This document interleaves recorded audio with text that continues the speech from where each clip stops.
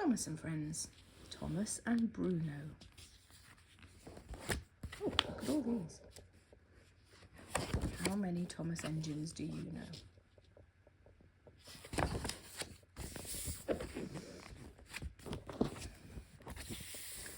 It was a sunny day on the island of Sodor. Bruno was busy with his favourite activity, memorising the train schedule. Canna's delivering food to the fair, he told himself. The rocks in Crumble Canyon are extra crumbly today. Thomas and his friends sped past playing tag. Want to play? Thomas asked Bruno. You engines are too fast, said Bruno. I'm a brake car. My job is to slow things down. Just then, Gordon rolled up in a hurry. We have an urgent delivery, he said. Bruno remembered the train schedule. There are no deliveries scheduled right now, he pointed out. You're right, Gordon replied, but Vickerstown Lighthouse needs a replacement light before sundown. We need someone strong and fast to take it. Diesel pulled up. No one's faster and stronger than me, he bragged. I'm on it. Gordon told Bruno to go with Diesel to keep him safe. What's the fastest route, Bruno? Diesel asked. It would normally be Crumble Canyon. But, said Bruno. Great, said Diesel, interrupting. He coupled with Bruno and the flat car holding the light. Before Bruno could say another word, they were off. Thomas saw that Diesel didn't let Bruno finish what he was saying about Crumble Canyon, and before they sped away, Uh-oh, he said. Worried, Thomas decided to follow them. As Diesel approached the canyon, Bruno finished his warning. We shouldn't go this way, he said. There could be avalanches. I'm not scared of a few falling rocks, said Diesel. I'm faster.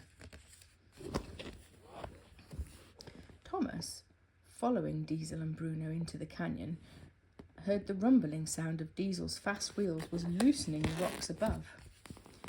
Diesel tried to speed up, thinking he could outrun the rock slide. Bruno slammed on the brakes to stop Diesel before the rocks fell on top of him.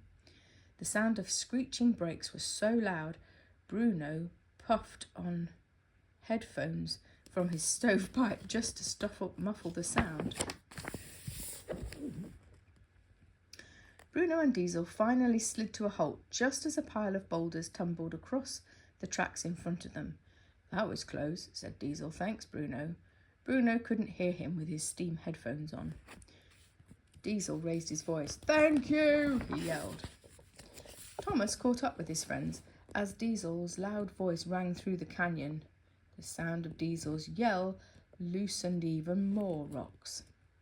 Thomas slammed on his brakes as they started to fall. Thomas stopped just in time.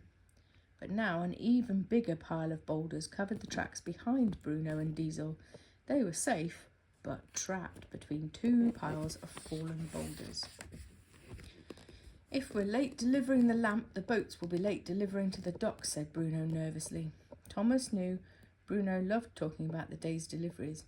Why don't you tell me the schedule, Thomas suggested. As Bruno remembered everyone's schedule, he became calmer and calmer. I feel better, said Bruno, but we still need to deliver this light. I'll go for help, said Thomas. Sandy and Carly will be able to move these rocks. And he puffed away.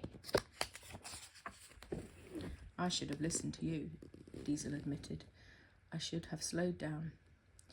Maybe I shouldn't have braked, said Bruno, but you're fast. You might have made it. Trying to go fast and slow at the same time, Diesel said, laughing. It's not the best teamwork. That gave Bruno an idea. Maybe we should go fast and slow again, he said. If the sound of my screeching brakes could loosen the rocks from above, they might loosen them from the tracks too. It was worth a try. Bruno and Diesel coupled back together, and Diesel chugged forward as hard as he could, and Bruno held his brakes firmly in place, holding Diesel back. Another screeching sound echoed through the canyon, and the rocks began to rumble. It worked. The rocks fell to either side of the tracks, clearing the way. Diesel and Bruno and the light could finally make it to the canyon. Let's roll, said Diesel. When When Thomas returned to the canyon, his friends were already gone. Sandy and Carly got to work clearing away the rest of the rocks.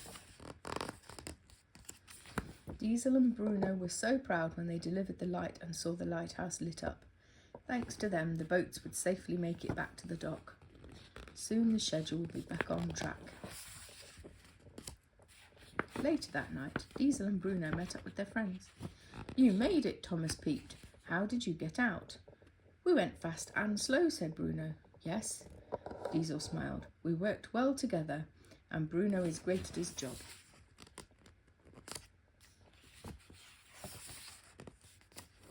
The end. It was nice to be appreciated, isn't it? Good night.